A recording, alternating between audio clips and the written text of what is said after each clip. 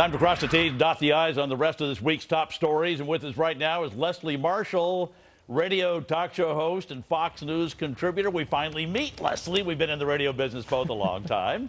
Dunstan Fryall, FoxBusiness.com senior reporter, and Mercedes Colwin, Fox News legal analyst. And we've got, let's start with this story about a video that came out showing non-union members apparently hired by unions to stand out in the street and protest for the unions.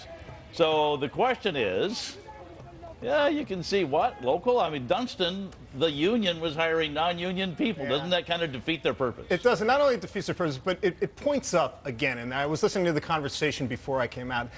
Unions have become, whether they can argue the point or not, more and more of an anachronism as time has gone on. If you were a 12-year-old girl in New England in 1910, and you were working 16 hours in a textile mill in Fall River, you badly needed a union.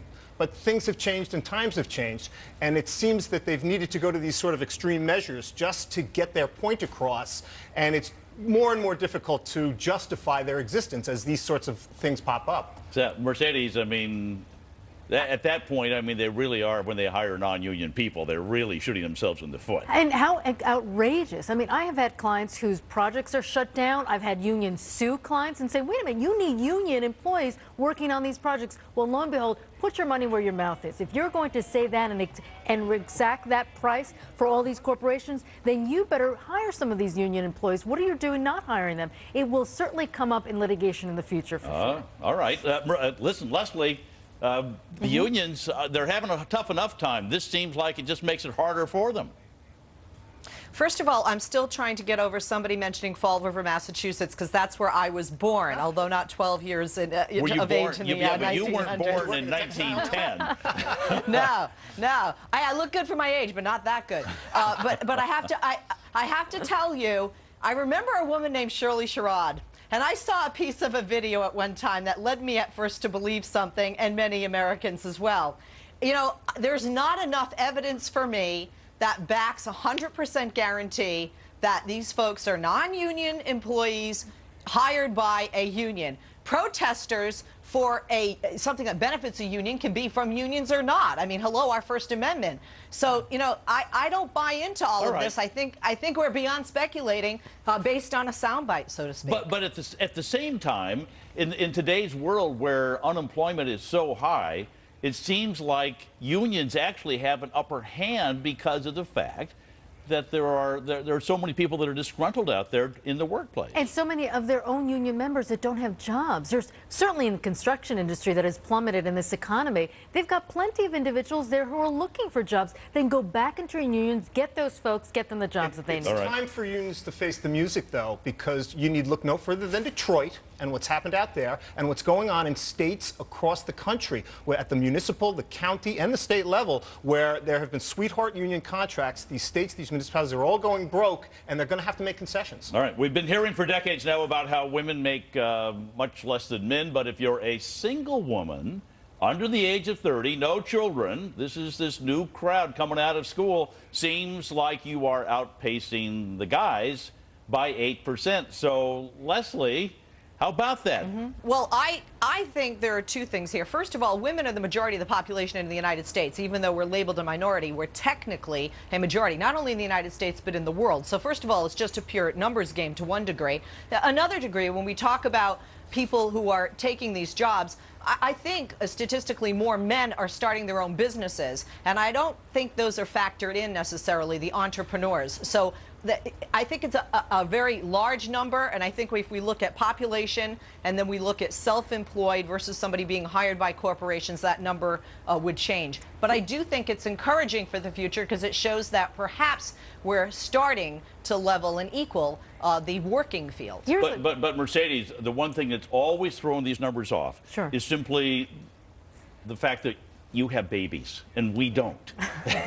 And it throws off the career path for a lot of women. It definitely does. Plus, there is a statistical analysis that says, wait, women have historically made 20 to 30% less. In fact, there's a law that just passed earlier last year that said we're going to start to regulate this. and make sure that these women do get paid the same amount. But Leslie's right about certainly about a couple of things. One, that the individuals who are getting reduced in force, those are the individuals who are losing their jobs. Those are mostly men because they're higher paid. They're the ones that are losing their jobs in these corporations. So it's shifting the paradigm a little bit. Yes, you're exactly right, Tom. 56% of the individuals graduating from professional schools are women. Yeah. That's tremendous. When you're talking about 10 years ago, it was in the 30s. 15 seconds. If I'm not mistaken, though, the study says young, single, childless women. And now, you can't quantify this, but I work with a bunch of young, single, childless women. They are far more responsible than their 25-year-old counterparts. They're just a hard-working group of young women. I'm not the boss. You can ask my boss. They really are. They're not out drinking in the bars all night. They're good, hard-working. I'm not surprised at all that they get paid more than their 25-year-old male counterparts. I was told by a woman years ago that I used to work with that said men don't mature until they're 50. That's to my point. There you go. The women are hardworking. They're career-oriented. Maturity. Meantime, Tom, that's just an excuse. No, but it's the only one I got, Leslie. A South Dakota high school this week banned students from wearing these rubber breast cancer awareness bracelets because of the words. It said, "I love boobies."